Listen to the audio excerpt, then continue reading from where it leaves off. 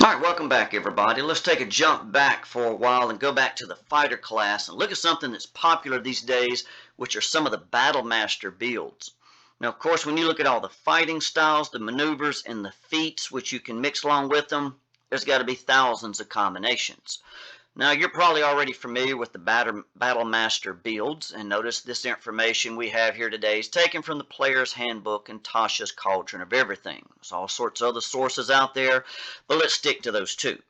Now, remember, when you choose this archetype at 3rd level, you learn maneuvers that are fueled by special dice called superiority dice. You get these maneuvers. You learn 3 of your choice, which are listed under maneuvers. We got those off to the side with the possibilities. And many maneuvers enhance an attack in one way or another. You can use only one maneuver per attack. You learn 2 additional maneuvers of your choice, 7, 10, and 15th, and you have these superiority dice, which are D8s. You gain another one at level 7 and another at 15. Saving throws. Remember, some of these maneuvers will affect your saving throws, and if so, you can see the DC is 8 plus proficiency bonus plus your strength or dex modifier, your choice. So what do you want to do with these combinations? Think about when you've got all these possibilities, you could play the fighter class and go through different Battle Master builds almost endlessly. But let's look at some combinations might be interesting to use. Up here at the top, let's start with fighting style interception. Take the maneuvers bait and switch, rally, goading attack, and alert. So what are you going to get from these right here? With interception, you're going to reduce the damage a target takes. So think about if you're a defender build. Maybe you want to defend someone who's near you, like someone who's weaker, like maybe a wizard or something like that, which you know has fewer hit points. This interception could be very helpful. You want to keep everybody in the game, especially casters. Bait and switch lets you switch places with an ally. So again, if an attack is coming on them, basically lets you jump in front of them and absorb the damage. Rally here. Creatures gain temporary hit points. Another great way to help out somebody near you. Goading attack. Goad the target into attacking you. Again, pulls them away from someone else. And again, if you want to help out your allies, use this alert right here. Get you in the game quickly. Whoever attacks the opponents first is probably who they're going to concentrate on. So you're probably familiar with alert +5 to initiative. It's huge right there. You can't be surprised. And other creatures don't gain advantage on attack rolls because they're hidden from you. So alert's one of the best feats in the game. Looking down here at defender build number 2. Now most of this is the same. But up here at the top, let's take interception, swap it out with protection. So if you take protection, a reaction to impose disadvantage on an attack roll right there, and of course you have to be holding a shield.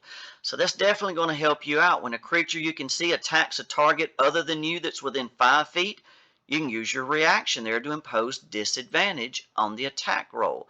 So still going to help allies out. So you could take either one of those fighting styles you want. The other information down here is the same. Let's look over here at Thrown Weapon Master. So for fighting style, obviously, we're going to go with thrown weapon fighting. Maneuvers go with quick toss, precision attack, trip attack, and sharpshooter. So with the thrown weapon fighting, you can draw a weapon that has the thrown property as part of the attack you make with the weapon. In addition, you're going to get a +1 bonus to the damage roll. You always want to up that damage every way that you can. Quick toss. If you make a hit, add the superiority die to the weapon's damage roll. So look at there. You're adding damage already right here in both cases. Precision attack. When you make a weapon attack roll against a creature, you can expend 1 superiority die to add it to the roll. Gives you a greater chance to hit. Maybe for some reason, that's just about the end of a melee, trying to finish somebody off, maybe draw their attention, whatever that may be. And trip attack. Knock the target down. If they're flat on their back, hard for them to do much of anything. And sharpshooter's a good one to go along with this one right here. Attacking at long range doesn't impose disadvantage. That's big right there. Your ranged weapons ignore 1/2 and 3/4 cover. That's big when you got opponents who are behind something, whatever that may be. And -5 penalty to the attack roll. If the attack hits, you add +10 to the damage. You just look at the extra damage you can add up with just what's right here. Add in your strength modifier and everything else, you're going to get some good attacks and the good damage that goes with them. Let's look next right here at one we call the Immobilizer. 2-weapon fighting. Going to use trip attack, menacing attack, disarming attack, and grappler. So remember, everything about this one is about immobilizing an enemy. So you're going to start with 2-weapon fighting. That's going to let you add your ability modifier to the damage of the second attack. Always good to have that. Trip attack, knock the target down. Menacing attack, frighten the target. Disarming, they don't have a weapon, not much they can do. And then grappler down here at the bottom. Now remember, you got to have at least a strength of 13, which you're going to have right there in most all cases. You've developed the skills necessary to hold your own in close quarter grappling. You gain the following advantages. Advantage on grappling. You add, if you succeed, you and the creature are both restrained until the grapple ends. And creatures that are one size larger than you don't automatically succeed on checks to escape your grapple. So look, everything about this is about immobilizing an opponent in one way or another. Trip them, frighten them, disarm them, or grapple them right there and restrain them. Great combination right there. It's got barbarian and strength and such written all over it. So over here we got the range killer, build number 1 right here. Fighting style is going to be archery. Maneuvers, pushing attack, trip attack, disarming strike, and crossbow expert. So with archery, +2 bonus to attack rolls with ranged weapons. That's a big bonus right there. Pushing attack, you can drive the target back. If you're fighting them at range, keep hitting them and keep pushing them back. If they don't have a ranged weapon, what are they going to do? That is one of the best ones to go along with anybody who's going to be a ranged attacker. Trip attack, knock them down. Again, if they're some distance away from you and they're trying to close in so they can hit you with something like an axe, if they're flat on their back, what are they going to do? Disarming attack, again, take their weapon away from them. And crossbow expert, one of the best feats they've ever had in the game. You ignore the loading quality of crossbows. That's big. Being within 5 feet doesn't impose disadvantage. And when you use the attack action and attack with a one-handed weapon, you can use a bonus action to attack with a loaded hand crossbow. Let you use 2 hand crossbows. I've seen some DMs say, no, you can't use this. And of course, they can do whatever they want in their game. That's their own business. But I have seen where people have asked the creators, can you use 2 hand crossbows? And they said, yes, that's what it was for. So it's there. I would definitely use it. So great combination there. So let's look at range killer a little different right here. Now most of this up here is the same, but instead of down here going with crossbow expert, go with sharpshooter right there. So you still got the +2 to attack. You can knock the target back, knock them down, disarm them, and with sharpshooter, attacking at long range doesn't impose disadvantage. Your ranged weapon attacks ignore 1/2 and 3/4 cover, and again, you can take the -5 penalty to the attack and +10 to the damage right there. Look at that. There's another 12 points of damage right there. It's going to be great right here for the ranged killer. So let's look over here next at the defensive fighter. So with fighting styles, let's take defense. Maneuvers, evasive footwork, parry, disarming attack, and defensive duelist. So let's say you've got somebody, a fighter, that's in heavy armor. Maybe they're on plate mail and they got a shield right here. While wearing heavy armor, there's another +1 bonus to AC. Evasive footwork. While you're wearing armor, another +1 to AC. Pretty soon you have an outstanding armor class. Get maybe a magic piece of armor, magic shield, or some other device. You're going to be hard to hit. Parry. When another creature damages you with a melee attack, you can use your reaction, expend 1 die to reduce the damage. Now at lower levels, this is going to be big right here. You know, when most individuals are attacking you for a D6 or a D8, that's going to be great. Reduce the damage by the number you roll plus your dex modifier. So if you got a little dex modifier, sometimes individuals are probably going to do 0 damage. Disarming attack. Looking at that parry again, that's just like having heals, basically the same thing. And then again, disarming is great for defense too. Down here at the bottom for feet, we took defensive duelist. So remember, you got to have a dex of 13, not tough at all. When you're wielding a finesse weapon with which you are proficient, another creature hits you with a melee attack, you can use your reaction to add your proficiency bonus to your AC for that attack. So look at all the extras that you can get right here added to your armor class. You're going to probably be harder to hit than anybody in the game. So here's defensive fighter number 2. Now up here it's all the same, but instead of defensive duelist, low levels especially take heavy armor mastery. So down here you can use your armor to deflect strikes that would kill others. So there it's going to up your strength score, which you're going to want anyway. While you're wearing heavy armor, bludgeoning, piercing, and slashing that you take from non-magical weapons is reduced by 3.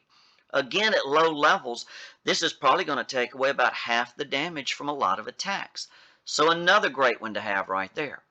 Let's look over here at Great Weapon Fighter 1. So we're going to take, of course, Great Weapon Fighting. Then we'll go with Lunging Attack, Pushing, Sweeping Attack, and then for feet, Great Weapon Master. So with the Great Weapon Fighting, you get to roll, should say re-roll, any 1s or 2s on the damage dice. You're doing at least 3 or more. That's going to really help with your damage output. Lunging attack is going to let you increase your reach by 5 feet. If you happen to be using something very long, some type of polearm or whatever, lets you really reach out there. It gives you more enemies to hit. Pushing attack, drive the target back. And sweeping attack. When you hit a creature with a melee weapon attack, you can expend one of your die to attempt to damage another creature with the same attack. Choose another creature within 5 feet of the original target. You can get 2 hits right here for the price of 1. It's going to be great to have. And then there's Great Weapon Master. So on your turn, when you score a critical hit with a melee weapon or reduce a creature to 0 hit points, you can make 1 melee weapon attack as a bonus action. Again, add up the extra attacks right here. Down here at the bottom, again, take a -5 to the attack and +10 to damage. Add in this extra damage plus these extra attacks you can get up here, you can be doing really good on the front line. And then here with the Great Weapon Fighter 2, we're going to take Great Weapon Master and just replace it with Polearm Master. Another great one right here. When you take the attack action, you attack with glaive, halberd, or quarterstaff. You can use a bonus action to make a melee attack with the opposite end of the weapon. It's going to be a D4 plus your strength damage. So again, you're just getting an extra attack for free right here. While you're wielding a glaive, halberd, pike, or quarterstaff, other creatures provoke an opportunity attack from you when they enter your reach. Going to give you more opportunities for more attacks right there. So when you look up here at the benefits and such, notice how the quarterstaff and such is mentioned, and spear is usually in some of these too. I think it used to be and they took it out. If you get a DM to let you use a spear as a polearm possibly and hold a shield at the same time, be even better. But that'd be up to them. Then multiple attack fighter up here. Go with 2-weapon fighting. Then maneuvers take brace. I guess it's pronounced riposte, precision attack, and dual wielder. So with 2-weapon fighting, you can add your ability modifier to the damage of your second attack. It's always a good one right there. Brace, use your reaction to expend a die and make 1-weapon attack against that creature. When an enemy you can see moves within 5 feet of you, if the attack hits, add it to the damage roll. This riposte, when a creature misses you with a melee attack, you can use your reaction and expend 1 die to make a melee weapon attack against the creature. So something misses you, hit them right back there. Precision attack, 1 superiority die added to the roll, going to increase your chance to hit. And here's dual wielder, get a +1 to AC. So almost like having, maybe another step in your armor right here, while you're wielding a separate melee weapon in each hand. Weapons don't have to be light, and you can draw or stow 2 one-handed weapons when you normally just get to do 1. So dual wielder is all about the multiple attacks right there. Now looking at the multiple attack fighter right here, look at this combination right here some may not have thought of before. With your maneuvers, substitute in ambush and pick up the alert feat. Now look at this right here. You still got the same stuff above. But with ambush, when you make a dexterity stealth check or an initiative roll, notice I put that in bold right there, you can expend a die and add it to your initiative roll. And if you've got alert, you've already got a +5. Let me tell you, you take ambush and alert, whenever you want, you're going to be the first person attacking practically always right there. So that's a great combination to put together. When you look at melee, you always want to attack first. I don't care what's going on. Eliminate as many opponents as quick as you can. This will put you in the game faster. It'd be really interesting to see if an entire group of fighters had this and see how much quicker they could take out individuals and how much less damage they would be taking too. Now here's an interesting up here called the Unarmed Fighter. So with fighting style, unarmed fighting, maneuvers, grappling, disarming, menacing, and for the feet, tavern brawler. So with the unarmed fighting, your unarmed strikes can deal bludgeoning damage equal to 1d6 plus your strength modifier. So that's as good as a lot of the weapons out there. You basically have got the monk class thrown in right here with this fighting style. If you strike with 2 free hands, the D6 becomes a D8. When you successfully start a grapple, you can deal 1d4 bludgeoning to the grappled creature. Until the grapple ends, you can also deal this damage to the creature whenever you hit it with a melee attack. That is great right there. Who needs weapons? Just go with this. Grappling Strike lets you attempt the grapple. Immediately after you hit a creature with a melee attack on your turn, you can expend a die and try to grapple as a bonus action. Disarming Attack right here. Seen that one before. They don't have a weapon, not much they can do. Menacing Attack. You can frighten them until the end of their next turn. And then add Tavern Brawler. Add 1 to your Strength or Con. You're always going to want that. You're going to be proficient with unarmed strikes. You're going to at least a D4. This is going to be better up here at the top, but you also get a bonus action to attempt to grapple. Very good right here. Be very fun to play a fighter, not using any weapons until they need a magic one to hit something, that requires that. So that would be a lot of fun to use there. Down here at the end, we have Shield Master. So right here, we're going to take fighting style defense. Maneuvers to be evasive footwork, parry, disarming attack, and then Shield Master. So again, say some individuals got plate armor and carrying a shield. Already got a good armor class. With defense, add another one to it. Evasive footwork, when you move, you can expend 1 die, rolling the die, and adding the number rolled to your AC until you stop moving. There's a big plus right there. Parry, again, is going to reduce incoming damage. Roll the die, add your dex modifier. Low level is going to take it down to probably close to 0. Disarming Attack, and then Shield Master. If you take the attack action on your turn, you can use a bonus action to try and shove a creature 5 feet with your shield. If you aren't incapacitated, you can add your shield's AC bonus to any dex saving throw you can make against a spell or harmful effect that targets you. How nice would that be to add that AC bonus to any dexterity saving throw? Now, how about the last part? If you're subjected to an effect that allows you to make a dexterity saving throw to take only half damage, you can use your reaction to take no damage if you succeed on the saving throw, interposing your shield between yourself and source of the effect. It's like all of a sudden you got evasion right here. That's like getting multiple feats at one time. So these are all some possible combinations. I'm sure you probably thought of dozens of more of these right here. But try out the Battle Master builds right here. Mix them up any way you want. If you use some of them, put them in the comments down below. Any comments, would like to see those too. Till next time, good luck and good gaming.